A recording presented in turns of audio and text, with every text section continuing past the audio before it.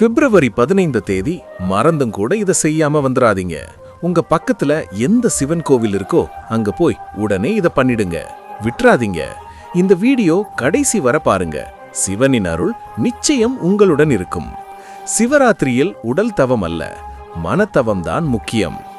மகா சிவராத்திரி சிவபெருமானுக்கு அர்ப்பணிக்கப்பட்ட மிக முக்கியமான இரவு. இந்த நாளில் சிவன் கைலாசத்தில் ஆனந்த தாண்டவமாடிய நாள். சிவன் பார்வதி திருமணம் நடந்த நாள்.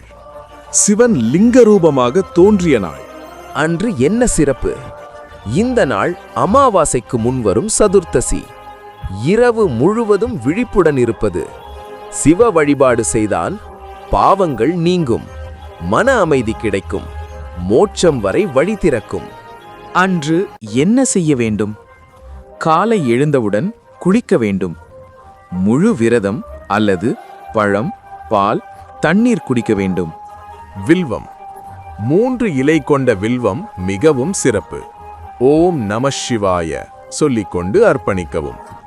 4 கால பூஜை: மாலை, இரவு, நள்ளிரவு, அதிகாலை. ஒவ்வொரு காலத்திலும் ஒரு தீபம் ஏற்றி வழிபாடு செய்தால் மிகப்பெரிய பலன். 4 கால பூஜை பற்றி மேலும் தகவல் கீழே கொடுக்கப்பட்டுள்ளது. வீடியோ லிங்க் பார்க்கவும். மிக முக்கியமானது, எல்லாரும் முழு விரதம் இருக்க முடியாது.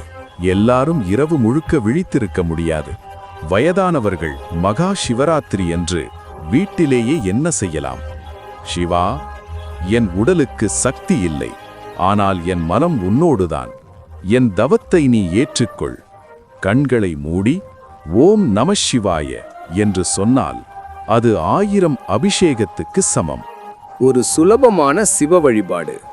ஒரு தீபம், ஒரு வில்வ இலை, 108 முறை ஓம் நமசிவாய சொல்லுங்கள்.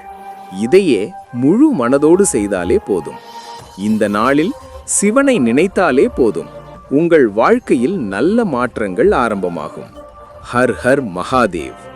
இந்த வீடியோ உங்களுக்கு பிடித்திருந்தால் லைக் செய்யவும், சப்ஸ்கிரைப் செய்யவும், சிவபக்தர்களுக்கு ஷேர் செய்யவும். ஓம் நம சிவாய.